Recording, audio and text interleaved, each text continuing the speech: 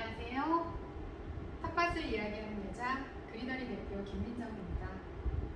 요즘 가을 장마가 지나가고 있어서인지 아침 저녁으로 가을이 만연하게 느껴지시죠?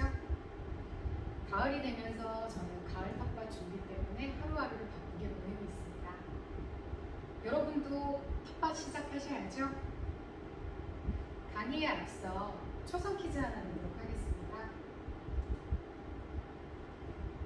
여러분, 4월 11일은 무슨 날일까요? 정답은 디귿, 시옷, 니은, 이응의 날입니다. 아시는 분 있으신가요? 없으시면 힌트 드리겠습니다. 2015년 농림축산식품부가 선포하였고 2017년 법 개정으로 법정 기념일이 된 날입니다. 이 날은 도시민들의 농사체험 의욕이 충만해지는 4월과 흙을 연상하게 하는 11일을 합쳐서 만든 날입니다. 흙토자가 11을 연상하게 하죠. 이 날은 무슨 날일까요? 그렇습니다. 도시농업의 날입니다. 도시농업에 관심 있으셨던 분들도 모르셨을 수 있어요. 여러분 꼭 기억해 주세요. 4월 11일은 도시농업의 날입니다. 앞선 퀴즈에 정답이 노출될까봐 저에 대한 소개가 짧았습니다. 저는 도시농업관리사 김민정이고요. 오늘 모두가 도시농부라는 주제로 여러분과 이야기 나누려고 합니다.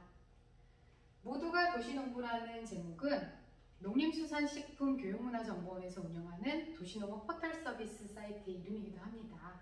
줄여서 모두농이라고 하는데요. 아마 도시농업에 관심 있으신 분들이라면 누구라도 다 들어가 보셨을 것 같고요. 오늘부터라도 관심이 생기신 분들은 꼭 방문하셔서 좋은 정보 많이 얻어가시길 바랍니다. 저는 도시에서의 농업에 대해서 이야기를 하려고 하는데요. 기본적으로 도시와 농업은 어울리지 않는 단어라고 생각하시는 경우가 많습니다. 여기 지도 보이시나요? 무슨 지도일까요? 세계 4대 문명의 발생지가 표시된 지도인데요. 이 네 곳에는 공통점이 있습니다. 강을 끼고 있고요. 평지입니다. 그리고 북위 20도에서 40도 사이에 온난한 기후대에 있습니다. 강을 끼고 있다. 비옥한 평지이다. 온난한 기후대이다. 이 세 가지의 공통점은 무엇을 말하는 것일까요? 그렇습니다. 농업에 유리한 조건입니다. 인류는 태초에 유목민 생활을 했습니다. 지금 지내고 있는 곳에서 더 이상 채집활동이 힘들어지면 다른 곳으로 이동을 했죠. 그런데 채집활동을 하던 인류는 농경을 알게 되었고요. 농경이 시작되면서 인류는 정착할 수 있게 되었습니다. 정착한 곳에 마을이 생겨나고 도시가 생기게 되고 그곳에서는 문명이 발생을 한 거죠. 농업의 발달이 도시와 문명을 만들었다라고 말할 수 있습니다. 하지만 19세기에 들어서 급격한 산업화와 도시화로 커져버린 도시는 농업을 점점 밀어내기 시작했습니다. 정착과 함께 토지 소유 개념이 생기면서 사람들은 내 토지에 농사를 해서 벌어들이는 이윤보다 건물을 짓거나 다른 활동을 하는 것이 경제적 이득을 더 많이 가져온다고 생각을 했어요. 그래서 점점 농업은 상대적으로 땅값이 싼 도시 외곽으로 밀려나게 되었습니다. 이러한 산업화와 도시화는 많은 도시 문제를 가져왔습니다. 산업화로 인한 환경오염과 개인주의, 고령화와 같은 문제들이나 도시화로 인한 자살, 고독사, 우울증과 같은 많은 사회 문제들이 생겨났는데요. 산업화와 도시화는 인류에게 굉장히 물질적인 풍요는 가져다 주었지만 정서적인 풍요는 빼앗아간 거나 다름이 없습니다. 이러한 상황에서 현대 도시생활 환경 악화, 다양한 도시 문제 해결책으로 농업은 다시 도시로 오게 되었습니다. 이렇게 다시 돌아온 농업을 도시농업이라고 할 수 있고요. 저는 오늘 도시농업이란 무엇인지, 그리고 저의 직업인 도시농업관리사에 대해서, 또 도시농업의 매력과 가치, 앞으로 나아가야 할 방향에 대해서 알아보려고 합니다. 여러분, 도시농업이 무엇일까요? 그렇습니다. 생각하시는 그대로 도시와 농업의 합성어입니다. 그러면 그냥 농업이라고 해도 될 것을 왜 굳이 도시농업이라고 하는 걸까요? 분명히 무슨 차이가 있기 때문이겠죠? 우리가 알고 있는 관행농업과 도시농업은 기본적으로 작물을 재배하는 것이라는 것에서는 동일합니다. 하지만 누가 어떤 목적이냐는 굉장히 큰 차이가 있어요. 관행농업은 농업인이 소득 창출을 위해서 작물을 재배하는 것인 반면에 도시농업은 도시민이 취미, 여가, 학습을 위해서 작물을 재배하는 것입니다. 이러한 도시농업은 이미 우리나라에서는 법 제정이 되었는데요. 도시농업법 제2조에 의하면 도시지역 내 토지, 건축물 등 다양한 생활공간들을 활용하여 취미, 여가, 학습 또는 체험 등의 목적으로 농작물을 재배하는 것이라고 초기의 도시농업법에 명시되었다가 2012년에 새로 제정된 도시농업 육성법에 의하면 수목 및 화초 재배나 곤충 사육, 양봉까지 포함하는 활동을 도시농업이라고 정의하고 있습니다. 법적인 부분에 대해서 이야기를 하다 보니까 도시농업은 굉장히 딱딱한 건가 봐 라고 생각하실 수 있는데요. 사실 우리 주변에는 굉장히 다양한 형태의 도시농업들이 이미 경험하고 계시고 많이 봐오고 계셨을 겁니다. 사진을 통해서 설명드리도록 하겠습니다. 초기 도시농업의 형태라고 할 수 있는 주말 농장이나 현재 각 지자체별로 활발하게 활동되고 있는 공원 텃밭과 같은 이런 형태의 도시농업이 있고요. 이 사진은 스쿨팜이라고 하는 학교 텃밭의 형태입니다. 아이들은 자연 속에서 작물을 직접 가꾸면서 지식적으로 얻는 부분도 있지만 친구들과의 관계도 좋아지는 이런 스쿨팜 활동도 하고 있고요. 옥상이 있는 주택이나 어떤 사무실 공간 같은 곳에서는 스티로폼 박스나 생활에서 사용하는 플라스틱 용기 같은 것들을 이용해서 옥상 텃밭을 운영하기도 하시고요. 도시민들이 가장 많이 거주하는 형태인 아파트 안에서 베란다 내에서 작물을 재배하는 베란다 텃밭, 그리고 사무실이나 가정에서 공기정화 식물 같은 것들을 키우는 것도 도시농업에 해당을 하고요. 요즘에는 도시재생 사업이라고 해서 도심에 약간 낙후된 곳이나 유유지 같은 곳들을 도심 안에 있는 단체들이 꽃밭이나 텃밭으로 예쁘게 가꾸어서 모두가 함께 할 수 있는 공간으로 하는 게릴라 텃밭이라고도 하지요. 이런 형태도 도시농업의 한 형태입니다. 너무 어렵게 생각할 게 없는 게요. 사실은 내 집 담장 밑에 해바라기 심는 것도 도시농업이라고 할 수 있습니다. 앞서 제 직업이 도시농업 관리사라고 설명을 드렸는데요. 저를 만난 많은 분들이 물어보십니다. 무슨 일을 하시나요? 제가 도시농업 관리사입니다 라고 말씀을 드리면 아시는 분이 별로 많지 않으세요. 저의 직업인 도시농업 관리사는요, 도시민들의 도시농업에 대한 이해를 높일 수 있도록 도시농업 관련 해설, 교육, 지도 및 기술 보급을 하는 사람입니다. 우리나라보다 훨씬 일찍부터 도시농업이 시작되었고 꽃피어 이미 자리까지 잡은 많은 해외의 사례들이 있는데요. 현재 우리나라는 이제 10여 년 정도 도시농업이 되었어요. 그런데 이색적인 것은 세계 최초로 도시농업 관련 국가 자격이 도입되었습니다. 국가 차원에서 공신력을 부여해서 전문 인력들의 전문성을 보장하는 제도이죠. 이러한 도시농업 관리사를 취득하기 위해서는 농업 계열의 국가 자격증 9개 중에 1개 이상의 기능사가 필요하고요. 이러한 조건이 갖춰진 도시농업 전문인력 양성기관에서 전문가 과정 이론 40시간, 실습 40시간, 총 80시간을 이수하시고 시험을 본 이후에 농림축산식품부 장관이 자격을 부여할 수 있습니다. 저 또한 도시농업관리사 활동하고 있습니다. 저와 같은 관리사분들의 활동 분야가 굉장히 넓습니다. 주말농장이나 도시농업 공원의 관리 인력으로도 활동을 하시고요. 학교 텃밭 운영 강사, 그리고 도시농업 전문 인력 양성기관에서 교수 요원으로도 활동을 하시고요. 원예치료, 강의 이런 부분에서도 많이 활동들을 하십니다. 국가 차원에서 법과 제도적으로 육성하고 있는 이러한 도시농업에는 도대체 어떤 매력과 가치가 있는 것일까요? 기본적으로 가장 기본적인 형태, 가장 우리가 쉽게 알 수 있는 형태가 텃밭이라고 할 때 텃밭 농사를 기준으로 도시농업의 매력에 대해서 설명을 드리겠습니다. 다양한 매력이 있지만 그 중에서도 꼭 꼽을 수 있는 4가지 매력을 설명을 드리면, 기본적으로 텃밭 활동을 통해서 몸을 움직이며 땀을 내고 때문에 몸과 마음이 건강해집니다.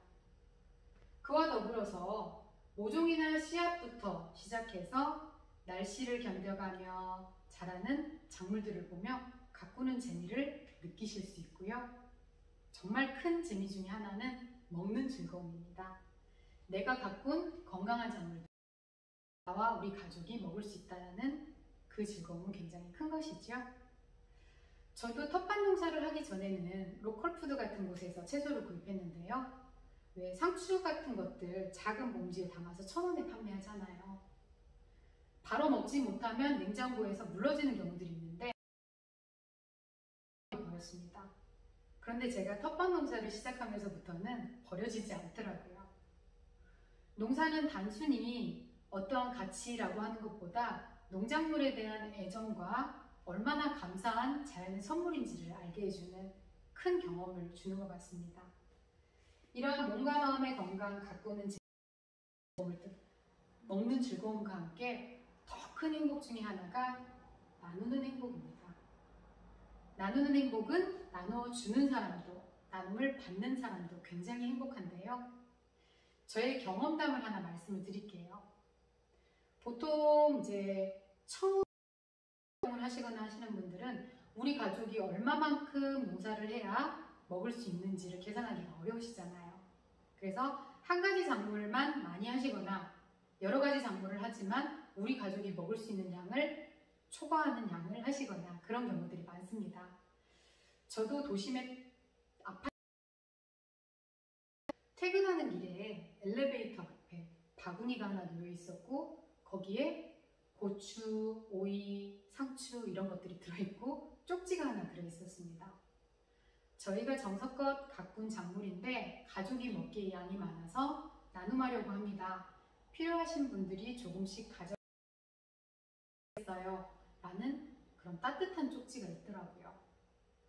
아파트에서는 사실 위층, 아래층, 앞집, 뒷집, 옆집 누가 사는지 잘 모르시잖아요. 우리나라 뉴스에는 심심치 않게 나오는 사건들이 아파트 층간소음 관련된 사고들이죠. 이런 상황에서 아파트 제가 경험한 나누는 행복, 그것은 마음을 굉장히 따뜻하게 하더라고요. 그래서 그 선한 영향력은 이후에 저에게도 나눌 수 있는 무엇이 생기면 과감하게 누군가와 나눌 수 있는, 물론 누가 가져가셨는지는 모르죠. 그런데 그렇게 나눌 수 있는 더라고요. 도시농업은 이렇게 다양한 매력들을 가지고 있고요. 이 매력을 뛰어넘는 정말 좋은 가치와 기능들도 함께 가지고 있습니다. 도시농업은 나와 가족에게 쾌적한 환경과 건강하고 안전한 먹거리를 제공하지요. 도시 경관을 아름답게 하고 훼손된 생태계를 복원합니다. 또한 텃밭은 이웃과의 소통과 나눔의 공간이 되어 공동체 회복의 밑거름이 됩니다. 저도 공원 텃밭을 분양받아서 농사를 지어본 경험이 있습니다. 공원 텃밭에 나가니까 주변 도시농부들에게 안녕하세요 하고 인사 건넬 수도 있고요. 이런 인사를 통해서 주변의 농부들께서 무슨 작물 심으셨네요 라고 하시면은 없으시면 제 거가 컸을 때 좀 나눠 드세요 라고도 말할 수 있고, 또 그런 말을 했을 때 상대 농부분께서 그쪽 텃밭은 어떤 작물 안 하시는 드세요 라고 이렇게 따뜻한 말들이 오고 갈 수 있는 관계가 되더라고요. 사실 제가 그분을 그냥 길 가다 마주친 사람이라면 그런 대화를 할 수 있었을까요? 공동체 텃밭 안에서는 이런 공동체가 회복될 수 있는 많은 미끄럼들이 생길 수가 있고요. 미래 세대에게 자연을 이해하는 최고의 학습 장소로 생명의 순환과 소중함을 느낄 수 있는 장소가 됩니다. 이렇게 도시농업은 다양한 가치와 기능들을 가지고 있는데요. 그것을 정리해서 크게 경제적 가치, 환경적 가치, 사회적 가치, 교육적 가치라고 이렇게 나타낼 수가 있는데 경제적 가치라는 게 무슨 뜻인가요? 라고 물어보시는 분이 있을 것 같아요. 쉽게 말하면 몇백 원짜리, 몇천 원짜리의 씨앗이나 모종을 심어서 그 작기가 끝날 때까지 계속 작물을 먹을 수 있다는 가장 1차원적인 경제적 가치가 있죠. 그리고 우리가 로컬푸드를 이용하는 가장 큰 이유 중에 하나가 환경을 생각하고 또 우리 주변에서 기른 싱싱한 농산물들을 싸게 먹을 수 있다는 장점이 있죠. 이렇게 농산물을 멀리에서부터 유통해오는 과정을 얻게 되면 조금 더 경제적으로 저렴한 농산물을 먹을 수도 있지만 환경적으로도 기름되고 큰 차가 오고 가는 과정이 없게 되면 환경에도 큰 도움이 될 수 있는 그런 상황이겠죠. 이렇게 도시농업은 많은 매력과 가치와 기능들을 가지고 있습니다. 이러한 도시농업이 우리나라에서는 뿌리내린 지 10년이 지나가고 있는 시점이라 현재 점차 관심을 가지시는 분들도 많아지시고요. 그래서 더욱더 나아가야 될 방향에 대해서 고민해야 될 시점인 것 같습니다. 제가 생각하는 도시농업이라고 하는 것은 한때의 트렌드에 지나지 않는 것이 아니라 지속 가능한 도시농업이라고 생각합니다. 이러한 도시농업은 기본적으로 주체가 되는 사람과 그 사람이 속해 있는 공동체, 공동체가 속해 있는 도시, 이 도시를 품고 있는 자연까지 사람, 공동체, 도시, 자연이 하나로 연결될 수 있는 도시농업의 형태라고 생각합니다. 그렇다면 그러한 도시농업의 형태는 단순한 경작의 의미뿐만 아니라 그러니까 나 혼자 잘 가꿔서 잘 먹자의 의미가 아닌 공동체를 키우고 도시를 푸르게 하는 자연과 인간을 연결하는 녹지의 개념이 돼야 된다고 생각합니다. 이러한 개념의 도시농업을 공동체 텃밭의 모델로 생각할 수 있겠는데요. 현재 해외에서는 많은 공동체 텃밭의 사례들이 있습니다. 우리나라에서는 이런 선진 문화들을 많이 모델링해서 우리나라만의 특색을 갖춘 텃밭을 만들려고 노력하고 있는 상황이고요. 미국, 독일, 호주, 영국, 일본, 캐나다 등의 선진국들은 도시의 녹화, 그리고 공해 저감, 공동체 회복의 목적으로 도시농업을 하는 반면에 아프리카나 아시아, 중남미의 최빈국들은 영양 부족, 배고픔 등을 해결하기 위해서 식량 생산의 수단으로 도시농업을 이용하기도 합니다. 아래에 나와 있는 사진 자료는 세계적으로 가장 유명한 형태의 몇 가지의 도시농업 현장입니다. 영국의 얼람먼트, 독일의 클라인가르텐, 그리고 미국과 캐나다의 커뮤니티 가든인데요. 각자 나라의 색깔에 맞춰서 다양한 분야로 발전하고 있는 많은 공동체 텃밭들의 모델입니다. 우리 국내에서 공동체 텃밭의 사례들을 보자면 가장 먼저 도시농업이 꽃피운 서울, 경기에서부터 부산까지 각자 지역의 특색에 맞게 다양한 도시농업을 하고 있고요. 제가 살고 있는 나주에서도 빛가람 공원 텃밭이라고 해서 각각의 부지를 분양해서 텃밭 활동을 할 수 있도록 돕는 이런 것들이 제도적으로 마련되어 있습니다. 제가 최근에 회의에 갔다가 어떤 기관의 기관장님께 들은 말이 있습니다. 도시농업이라고 해서 농부가 오실 줄 알았는데 라는 이미 익숙하게 들어와서 크게 놀라지는 않았는데요.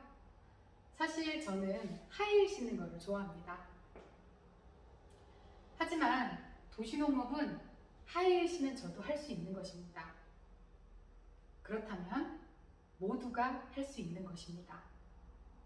여러분 모두가 도시농부가 되는 그날까지 저는 도시농업에 대해서 많은 공부를 하며 알리는 사람이 되도록 노력하고 싶습니다.